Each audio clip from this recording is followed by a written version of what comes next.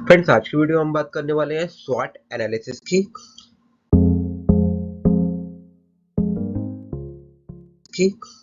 तो फ्रेंड, जो स्वॉट एनालिसिस है बेसिकली ये हमारा एक स्ट्रेटेजिक प्लानिंग टूल होता है जिसको यूज करके हम जो है किसी भी बिजनेस की, किसी भी प्रोजेक्ट की या कोई भी इंडिविजुअल पर्सन जो है अपनी स्ट्रेंथ को, वीकनेस को, अपॉर्चुनिटीज को और थ्रेट्स को एनालाइज कर सकता है।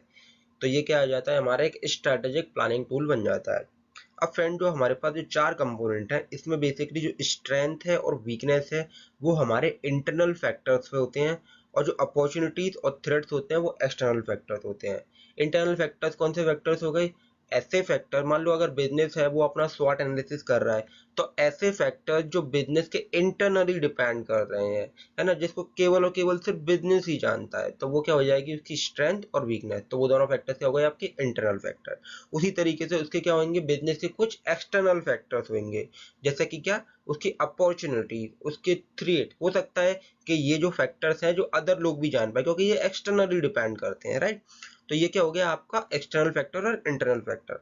अब फ्रेंड, मान लो कि आपने, या मान लो जो भी बिजनेस मैनेजर है वो स्वॉट एनालिसिस कर रहा है, उसने स्ट्रेंथ को जान लिया, तो अगर वो अपनी स्ट्रेंथ को जान लेगा तो वो उसको कैपिटलाइज कर सकता है, राइट। उसी तरीके से उसने अपनी वीकनेस को जान लिया तो उसको वो कम कर सकता है, मल्टीगेट कर सकता है। उसी तरीके से उसने अपनी अगर अपॉर्चुनिटीज को जान लिया तो उसको वो लेवरेज कर सकता है, उससे फायदा उठा सकता है।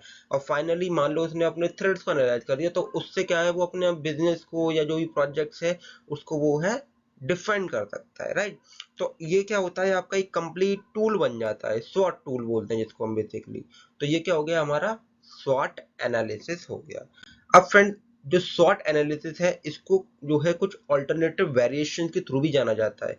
ऑल्टरनेटिव वेरिएशन क्या मतलब कि क्या, कि बिजनेसेस होते क्या है, या फिर मतलब जो प्रोजेक्ट मैनेजर्स होते हैं वो इसमें क्या करते हैं, कुछ वेरिएशंस कर देते हैं। यानी कि वो चार कंपोनेंट की एनालिसिस तो करते ही हैं, साथ में कुछ एक्स्ट्रा भी ऐड कर देते हैं और उसको मॉडिफिकेशन कर देते हैं। एक तरीके से एक नया टूल बन जाता है जिसको जो है हम कुछ बेसिकली अल्टरनेटिव वेरिएशन कह देते हैं।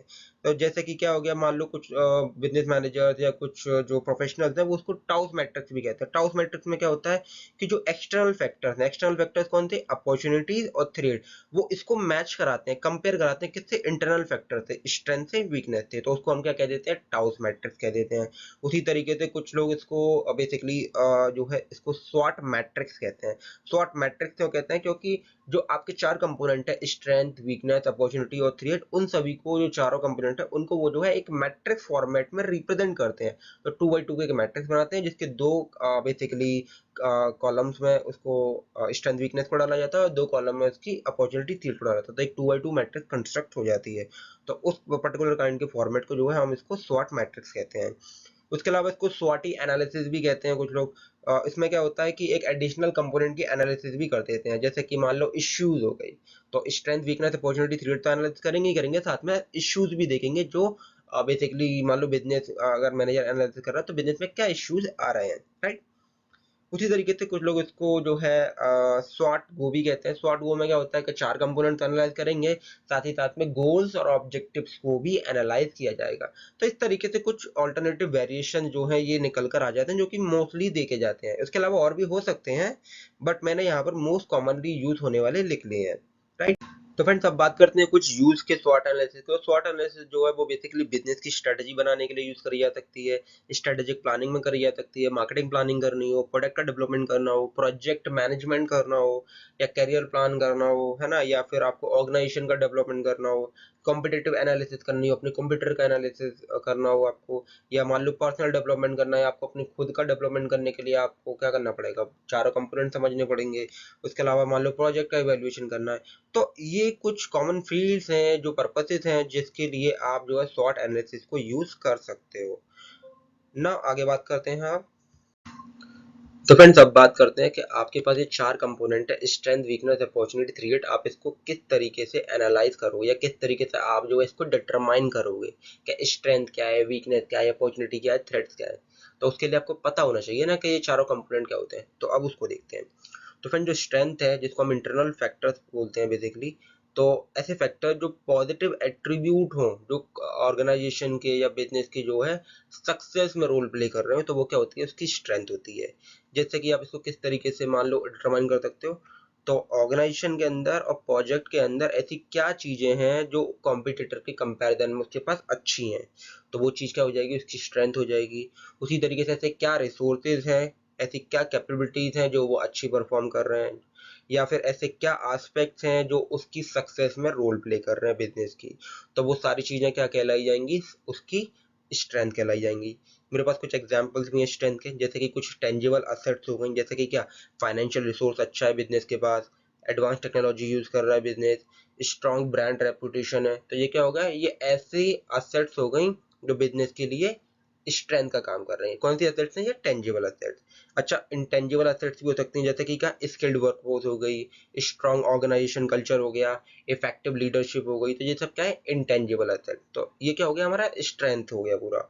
इसी तरीके से हमारे पास वीकनेस है। वीकनेस क्या होती है, तो वीकनेस में ऐसे फैक्टर्स आ जाते हैं जो बेसिकली प्रोजेक्ट को और ऑर्गेनाइजेशन को हिंडर कर रहे हैं एडवांटेजेस लेने से। बेसिकली आप इसको डिसएडवांटेजेस में पुट कर सकते हो, तो वो क्या होगा, इसकी वीकनेस हो जाएगी। वीकनेस कैसे एनालाइज करोगे, तो वीकनेस एनालाइज करने के लिए आपको देखना पड़ेगा ऐसे कौन से एरियाज हैं ऑर्गेनाइजेशन के जिसमें प्रोजेक्ट जो है शॉर्ट फॉल हो रहा है ना, कॉम्पिटिटर के कंपैरिजन में, तो वो क्या होगा, इसकी वीकनेसेस हो जाएंगी। या बोल सकते हो ऐसे क्या ऑब्स्टिकल्स हैं, ऐसे क्या लिमिटेशंस हैं जो बिजनेस फेल बेसिकली फेस कर रहा है, तो वो सब क्या हो जाएंगी, उसकी वीकनेसेस में आ जाएंगी। या बोल सकते हो ऐसे क्या चैलेंजेस हैं जो बिजनेस को एड्रेस करने पड़ रहे हैं, है ना, तो वो सब क्या हो जाते हैं, बिजनेस की वीकनेस के अंदर आ जाते हैं। इसके ही मैंने कुछ एग्जांपल लिए, जैसे कि डिफिशिएंसी इन रिसोर्सेज, यानी कि रिसोर्सेज की कमी होना, जैसे कि लिमिटेड फाइनेंस होना, या आउटडेटेड टेक्नोलॉजी यूज कर रहे हैं, या फिर इनएडुकेट इंफ्रास्ट्रक्चर है ना, स्किल्ड पर्सनल्स की कमी है, तो ये सब क्या है, बिजनेस की, या बोल सकते हो उस पर्टिकुलर जो भी सिनेरियो है जिसकी आप एनालिसिस कर रहे हो उसकी वीकनेसेस हो गई। उसके बाद आप मान लो अपॉर्चुनिटीज क्या होती हैं, तो अपॉर्चुनिटीज आपके एक्सटर्नल फैक्टर्स हो जाते हैं। तो एक्सटर्नल फैक्टर कौन से, ऐसे एट्रीब्यूट ऑर्गेनाइजेशन के अंदर जो उसको एडवांटेजेस देने वाले हैं एक्सटर्नली, तो वो सब क्या हो जाएंगी, उसकी अपॉर्चुनिटीज हो जाएंगी। इसको कैसे एनालाइज करोगे, तो इसके लिए आपको क्या करना पड़ेगा, एक्सटर्नल एनवायरनमेंट को एनालाइज करना पड़ेगा, जिसमें आप क्या करोगे, पोटेंशियल ग्रोथ एरियाज देखोगे, एमर्जिंग ट्रेंड्स देखोगे, क्या ट्रेंड्स आ रहे हैं जो उभर रहे हैं मार्केट में। उसके अलावा अनमीट नीड कौन सी, ऐसी क्या नीड्स हैं जो बेसिकली कंज्यूमर्स की पूरी नहीं हो रही हैं, तो जिसको बिजनेस जो है एडवांटेज के तौर पर ले सकता है।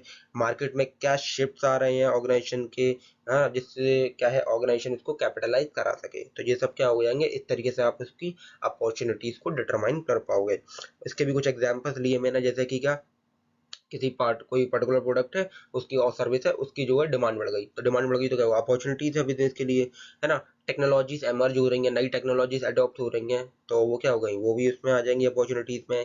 कंज्यूमर की प्रेफरेंसेस में चेंज आ रहे हैं, मार्केट का सेगमेंट एक्सपेंड कर रहा है, बिजनेस एक्सपेंड कर रहा है, बोलते हैं ना बिजनेस एक्सपेंड कर रहा है, तो मार्केट एक्सपेंड कर रहा है, तो क्या होता है, बेसिकली सेगमेंट्स को बढ़ाते चले जाते हैं बिजनेस, तो ये भी क्या हो गया, आपकी अपॉर्चुनिटीज आ जाती हैं। या मान लो कॉम्पिटिटर्स में, या फिर मान लो आपका कंपटीशन चल रहा है ना, बिजनेस के बीच में, तो उनमें कुछ गैप होगा, तो गैप क्या होगा, गैप बिजनेस अपना जो है अपॉर्चुनिटीज के तौर पे देख सकता है, और उस गैप को फिल करके अपॉर्चुनिटीज का जो है बेनिफिट ले सकता है। तो इस तरीके से क्या हो गया, अपॉर्चुनिटीज के ये एग्जांपल्स हो गए। उसके बाद मान लो आपको जो है थ्रेट्स एनालिसिस करना है, तो थ्रेट्स भी क्या है, आपका एक्सटर्नल फैक्टर्स हैं। तो ये क्या होता है, बेसिकली ऐसे एट्रीब्यूट जो और बेसिकली रिस्क हो जाते हैं या चैलेंजेस हो जाते हैं जो ऑर्गेनाइजेशन की सक्सेस में जो है रुकावट डाल रहे होते हैं, तो वो सब क्या हो जाते हैं, आपके थ्रेट्स हो जाते हैं। अब इसको कैसे डिटरमाइन करोगे, तो इसको डिटरमाइन करने के लिए भी आपको एक्सटर्नल एनवायरनमेंट को स्टडी करना पड़ेगा, जैसे कि क्या पोटेंशियल रिस्क हैं, चैलेंजेस क्या हैं, ऑब्स्टिकल्स क्या हैं जो इम्पैक्ट कर रहे हैं ऑर्गेनाइजेशन को या फिर कोई भी प्रोजेक्ट है उसको नेगेटिवली। इसके कुछ एग्जाम्पल देखते हैं, जैसे कि क्या एक्सटर्नल फोर्सेस क्या हो गई, जैसे इकोनॉमिक डाउनटर्न, मंदी आ गई, या पॉलिटिकल इनस्टेबिलिटी हो गई, रेगुलेटरी चेंजेस आ गई, कुछ डिसरप्टिव टेक्नोलॉजी आ गई, कंज्यूमर के बिहेवियर में चेंज हो गया, प्राइस को लेकर वॉर हो गया, तो ये सब क्या है, थ्रेट्स हो गए। तो अब हमने क्या गया यहाँ पर चारों कंपोनेंट को समझ लिया, इनको किस तरीके से डिटरमाइन कर सकते हैं वो भी देख लिया, इनके कुछ एग्जांपल्स भी देख लिए। अब हम चलते हैं स्वॉट एनालिसिस के प्रोसेस की तरफ। फ्रेंड्स, अब बात करते हैं हम स्वॉट एनालिसिस की प्रोसेस की। अब ये जो प्रोसेस है ना फ्रेंड, आप किसी में भी लगा सकते हो, आप कोई इंडिविजुअल पर्सन हो, अपनी खुद की स्वॉट एनालिसिस करनी है तो वहां पर भी एप्लीकेबल है, बिजनेस की करनी है वहां पर भी एप्लीकेबल है, प्रोजेक्ट का करना है वहां पर भी एप्लीकेबल है। बस फर्क सिर्फ इतना है कि मैं यहाँ पर आपको जो है बेसिकली बिजनेस के पॉइंट ऑफ व्यू से रिलेट करके समझा रहा हूँ, आप इसको बाकी जगह भी लगाकर इसको सेम तरीके से यूज कर सकते हो। अब होगा क्या SWOT एनालिसिस प्रोसेस में, सबसे पहले आपको क्या करना पड़ेगा, ऑब्जेक्टिव डिफाइन करना पड़ेगा। तो मान लो अगर बिजनेस जो अपना SWOT एनालिसिस करना चाह रहा है तो उसको क्यों करना है ना। तो मान लो उसको कॉम्पिटिटिव एडवांटेजेस चाहिए, तो इसलिए वो क्या कर रहा है, SWOT एनालिसिस कर रहा है, तो वो क्या हो गया, उसका ऑब्जेक्टिव हो गया। उसके मान लो उसके बाद क्या है, उसको इन्फॉर्मेशन गैदर करनी पड़ेगी। इन्फॉर्मेशन गैदर क्या करना होगा इसमें, तो इसमें बेसिकली फाइनेंशियल रिपोर्ट्स को देखना होगा बिजनेस को, अपनी मार्केट रिसर्च करनी होगी, कस्टमर से फीडबैक लेना होगा, कॉम्पिटिटर एनालिसिस करनी होगी, इंटरनल असेसमेंट करना पड़ेगा। तो इस ओवरऑल बेसिकली बोल सकते हो स्टेज पर होता क्या है कि बिजनेस जो है डेटा कलेक्ट करता है, मोर एंड मोर डेटा, जितना डेटा कलेक्ट करा जा सके। अब जैसे ही डेटा सारा कलेक्ट हो जाता है, उसके बाद क्या करता है बिजनेस जो आइडेंटिफाई करता है उसकी स्ट्रेंथ को, है ना। तो स्ट्रेंथ को आइडेंटिफाई करेगा, फिर उसमें वीकनेसेस को देखेगा, अपॉर्चुनिटीज को देखेगा और थ्रेट्स को देखेगा। तो ये सारे फैक्टर्स हैं जिनको वो जो है बिजनेस जो है आइडेंटिफाई करेगा। आइडेंटिफाई करने के बाद वो क्या करेगा, एक स्वॉट मैट्रिक्स कंस्ट्रक्ट करेगा, जैसे कि मैंने बताया था 2x2 की मैट्रिक्स। तो वही उसने 4 मैट्रिक्स, बेसिकली 4 कॉलम बनाई, उसने मैट्रिक्स बना दी 4 और 2x2 की। उसके बाद क्या करूँगा, प्रायोरिटाइज करेगा। अब उसने जो अलग अलग जो हमने strength weakness opportunity threat analyse की थी ना, उन सभी को प्रायोरिटाइज करेगा और उनकी जो भी रिलेटिव पोजीशन है मैट्रिक्स के अंदर, उनके अंदर उनको पुट करेगा। फाइनली क्या होगा, तो उसको जो है पूरा एक क्लियर पिक्चर मिल जाएगी कि बिजनेस की स्ट्रेंथ क्या है, वीकनेस क्या है, अपॉर्चुनिटी क्या है, थ्रेट क्या है। उनके बाद वो उनके बिहाफ पर क्या होगा, बिजनेस अपनी एक स्ट्रेटजी डेवलप करेगा उस बेसिकली ऑब्जेक्टिव को पूरा करने के लिए। और फाइनली जब स्ट्रेटजी डेवलप हो जाएगी, उस स्ट्रेटजी को इम्प्लीमेंट करेगा और मॉनिटर करेगा। तो इस तरीके से फ्रेंड जो ये है बेसिकली हमारा एक शॉर्ट एनालिसिस का पूरा प्रोसेस होता है, जिसको आप कहीं पर भी लगा सकते हो, यूज कर सकते हो। तो फ्रेंड्स ये था हमारा शॉर्ट एनालिसिस का वीडियो। मिलते हैं अगले वीडियो में, तब तक के लिए बाय बाय।